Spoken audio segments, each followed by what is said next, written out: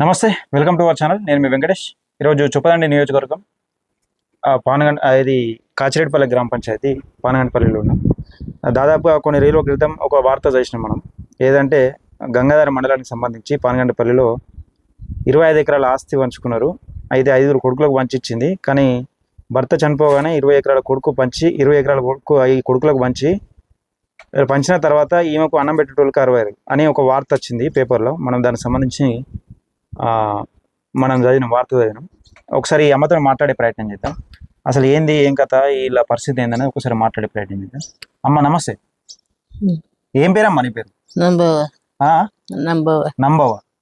ఎన్ని ఎకరాలు ఉండే భూమి? అసలు ఏంది మీ మీ కొడుకులు ఎందుకు పెడతలేరు అన్న? మరి 25 ఎకరాలు ఉంది. 25 ఎకరాల భూమి ఉండదా? ఎందరు 5 కొడుకులా? 5. ఎప్పుడు పంచినావు మరి భూమి? భూమి మా ఆయన చచ్చిపోయినాక ఎన్ని రోజులు అవుతుంది మీ ఆయన చచ్చిపోయి? 20 ఏళ్ళు అవుతుందా? అప్పుడే వంచిరా? ఏంది మరి ఇప్పుడు అప్పటి ఎవరు చేస్తారు? నేను గున్నూరులో పని చేసుకున్నా. నువ్వు ఒకదాన్ని పని చేసుకున్నావు? అప్పుడు సాధన అయినప్పుడు పని చేసుకున్నావు. సతగా కుట్టలేక వీళ్ళ దగ్గర ఉన్నా. ఎవరి దగ్గర? చిన్నోళ్ళ దగ్గర ఉన్నా. అంటే అప్పటి నీకు మీ కొడుకులు అందరు దాతలేరా? ఒక చిన్న ఆయన దాస్తాడు? చిన్న ఆయన 5 గంటలు ఇచ్చిండు. మళ్ళా ఇంకో ఆయన ఇచ్చాడు. ఇంకో ఆయన అంటే ఇంకో ఆయన ఎవరు? ఈయన పెద్ద పెద్ద ఆయన. ఆయన 5 గంటలు ఇచ్చిండు. ఎవరు? 5 ఆయన 4 ఆయన పెట్టుకురు. 2 చిన్నోళ్ళు అన్నగా. 2 చిన్నోళ్ళు. 2 చిన్నోళ్ళు. 5 కొడుకులకు ఒక కొడుకు చనిపోయాడా? ఇట్లా చచ్చిపోయింది. 2 కొడుకులు. మరి పైన 2 వాళ్ళు పెడతలేరు. ఎందుకు? ఏమంటారు? నన్ను చూడరు. ఎందుకు? ఇవ్వాలని ఇలా ఈ కొడుకులకు భూములు ఎక్క తక్కువ పంచిచ్చినవాడు? వాళ్ళకి ఎక్కువ, వాళ్ళకి తిట్టుడు, ఇంకా నన్ను కొట్టచ్చుడు. ఎందుకు?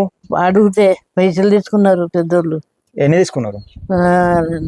1,30,000. 1,30,000 నీ దగ్గర తీసుకున్నారా? గట్టెట్ ఇచ్చినావు మనం? ఇయ్యద్దా ఇవన్నప్పుడు పైసలు నీ దగ్గర ఉండనా పని చేసినప్పటికి? నా 20 రూపాయలు. అంటే మీ భర్త చనిపోయినాక, ఇప్పుడు నువ్వు తాత చనిపోయినాక నువ్వు ఎన్ని రోజులు పని చేసినావు? 5-6 ఏళ్ళు చేసుకున్న రోజులు నీ దగ్గర పైసలు సంపాదించిన కూడా సంపాదించిపోయిందా? ఫస్ట్ ఏరువంటంగా 1 రూపాయి ఉంచుకోలే.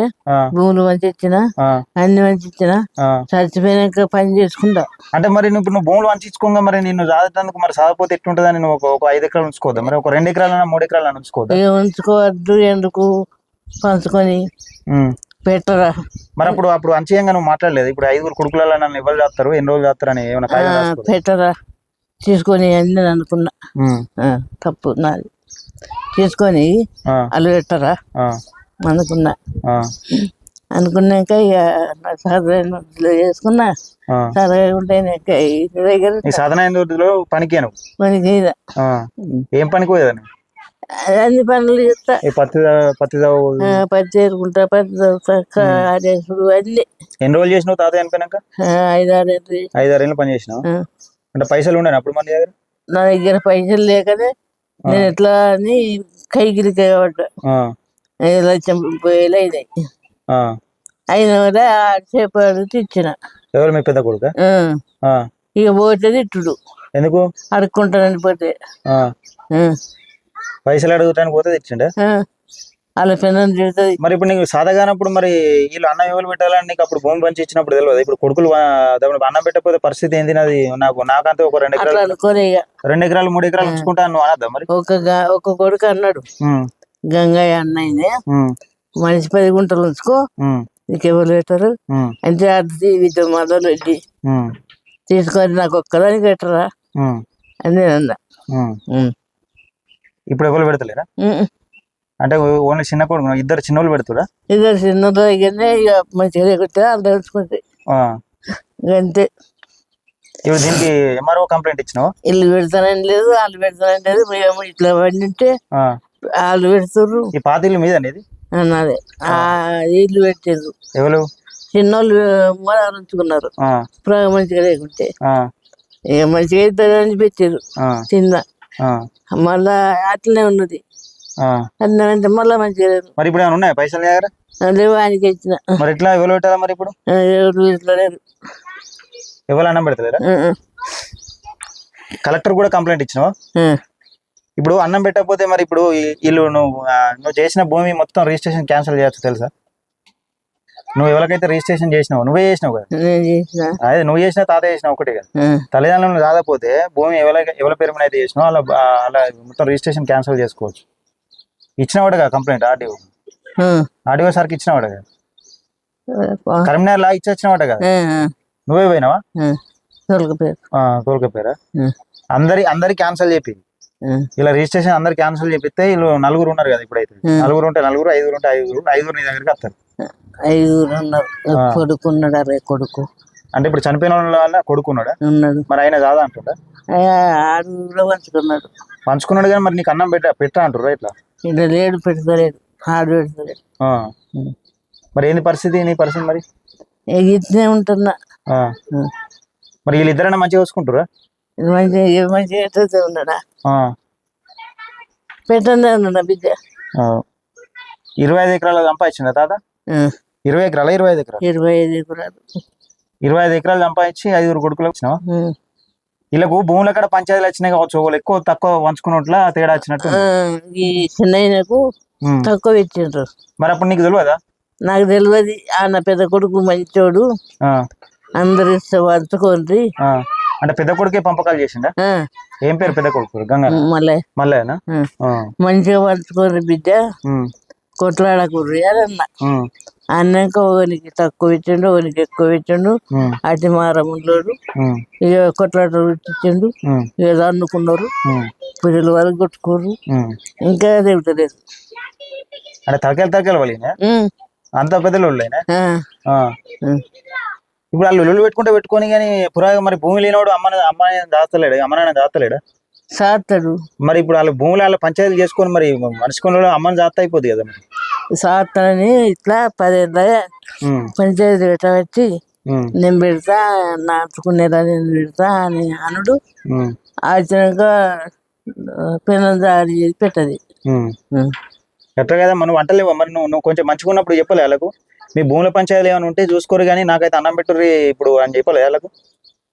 అంటేనే పెట్టులేదు, చిట్టుడు చేసుడు ఎప్పటిస్తుంది వీళ్ళిద్దరి దగ్గర చిట్టుడు. చిట్టుడేనా తిట్టితే ఎట్లా అనిపిస్తుంది? నేనే తిడుతురా? కోడలు తిడుతుందా? కోడలు అంటే కొడుకు తీసుకుపోయినా కోడలు కానిస్తా? కొడుకు పైసలు ఇవన్నీ నేను పోతా, ఇక పొట్టు తిడుతుంది. నేను కనబడుతుంది ఎందుకు? పైసలకు వచ్చిందని. అంటే నువ్వేమైనా కొడుకు ఈ చిన్న కొడుకులో ప్రేమ ఎక్కువ చూపించినావు, చాలా ప్రేమ తక్కువ చూపించినావు. ఎవరి దగ్గర పైసలు ఇచ్చినావు వీళ్ళకి, వాళ్ళకి తెలియకుండా? ఇంకా నా దగ్గర ఉన్నాయి, నా దగ్గర ఉన్నాయి. అట్లా వాళ్ళకి తెలియకుండా వీళ్ళకి ఏమైనా ఇచ్చినా పోతే అందుకే కోపం పెట్టుకున్నారు. మొదటి గట్టినే ఉంది. మొదటి గట్టినే ఉందా? ఈ చిన్న 4 ఏళ్ళోడు ఏరుపడ్డాడు. ఏరుపడి 10 ఎకరాల భూమి సంపాదించుకున్నాడు.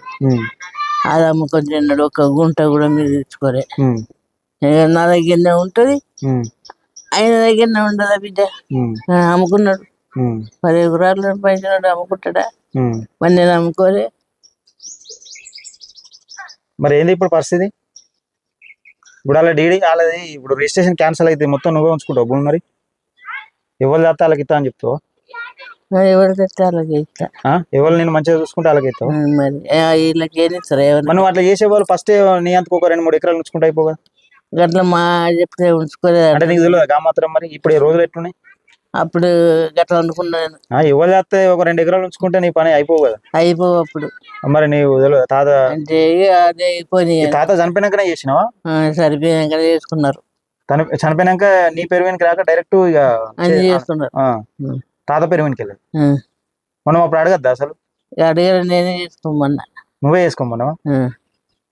నువ్వు చేసిన తప్పు తెలుసా ఫస్ట్? తప్పు మరి. మరి నా తప్పు అంటలేదా?